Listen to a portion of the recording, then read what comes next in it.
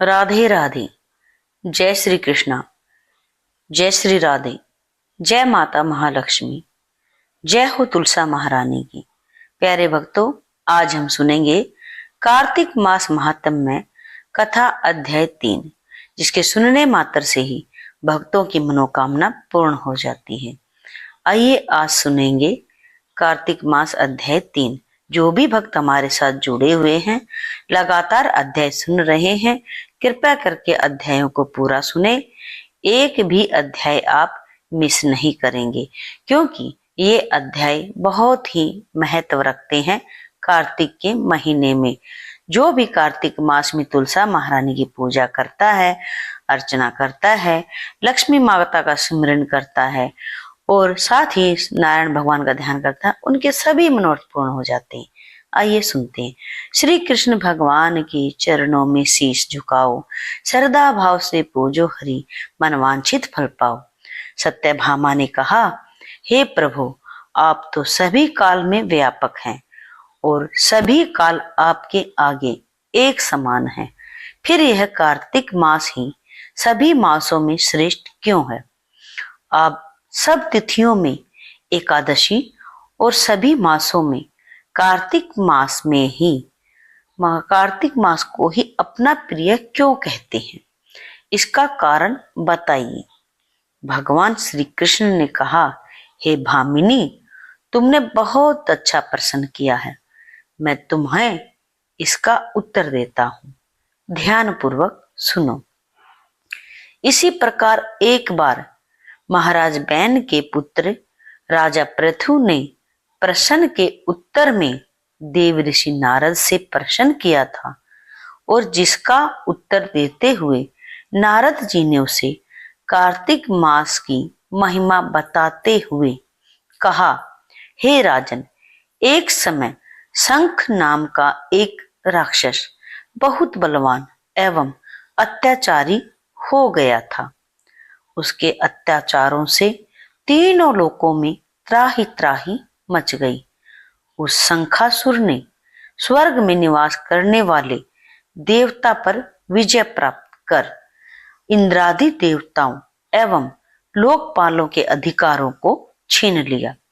उससे भयभीत होकर समस्त देवता अपने परिवार के सदस्यों के साथ सुमेरु पर्वत की गुफाओं में बहुत दिनों तक छिपे रहे। तत्पश्चात वे निश्चिंत होकर सुमेरु पर्वत की गुफाओं में ही रहने लगे। उधर जब शंखासुर को इस बात का पता चला कि देवता आनंद पूर्वक सुमेरु पर्वत की गुफाओं में निवास कर रहे हैं, तो उसने सोचा कि ऐसी कोई दिव्य शक्ति अवश्य है जिसके प्रभाव से अधिकारहीन यह देवता अभी भी बलवान है। सोचते सोचते वह इस निर्णय पर पहुंचा कि वेद मंत्रों के बल के कारण ही देवता बलवान हो रहे हैं। यदि इनसे वेद छीन लिए जाएं, तो वे बलहीन हो जाएंगे। ऐसा विचार कर शंखासुर ब्रह्मा जी के सत्यलोक से शीघ्र ही वेदों को लाया। उसके द्वारा ले जाए जाते हुए भय से उसके जंगल से निकल भागे और जल में समा गए।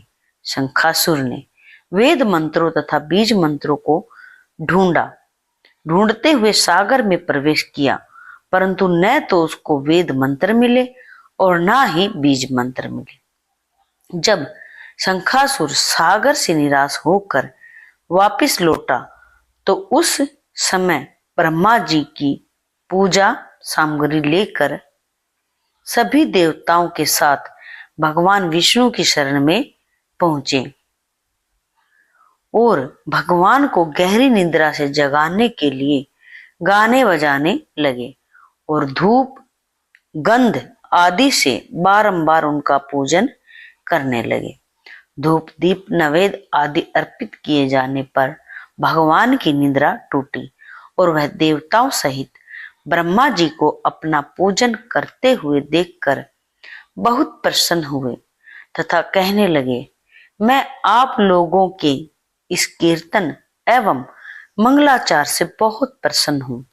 आप अपना अभीष्ट वरदान मांगिए, मैं अवश्य प्रदान करूंगा।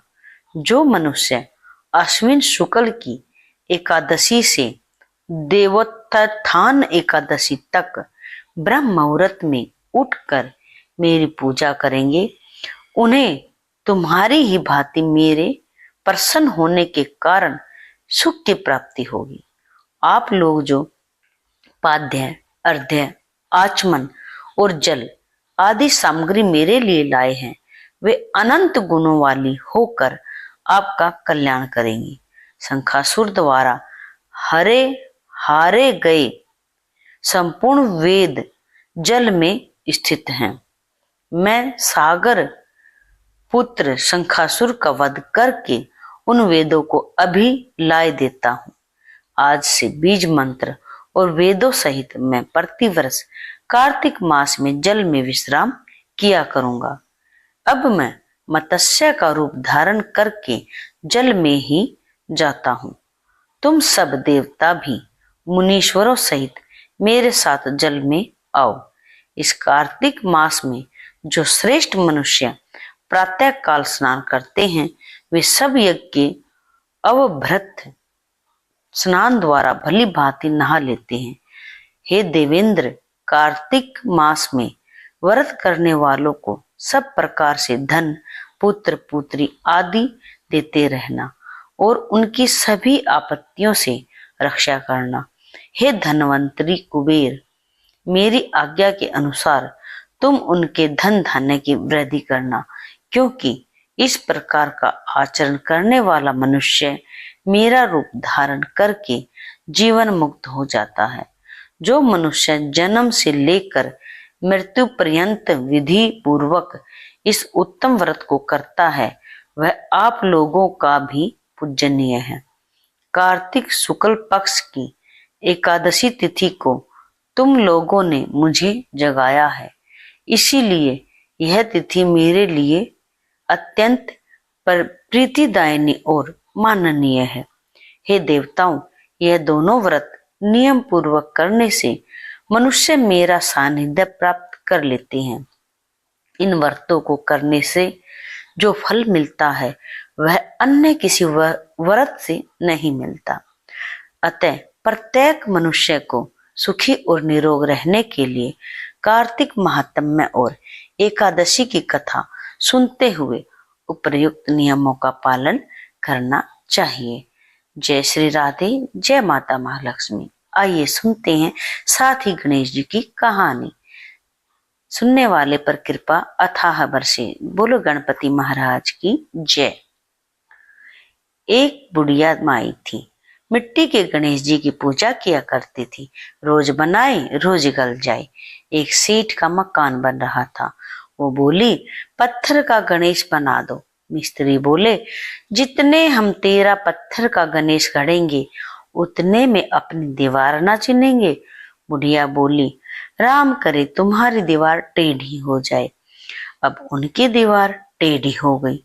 वो चिने और ढा देवे, चिने और ढा देवे। इस तरह करते करते शाम हो गई। शाम को सेठ आया। उसने कहा, आज कुछ भी नहीं किया। तो वो कहने लगे, एक बुढ़िया आई थी, वो कह रही थी, मेरा पत्थर का गणेश घड़ दो।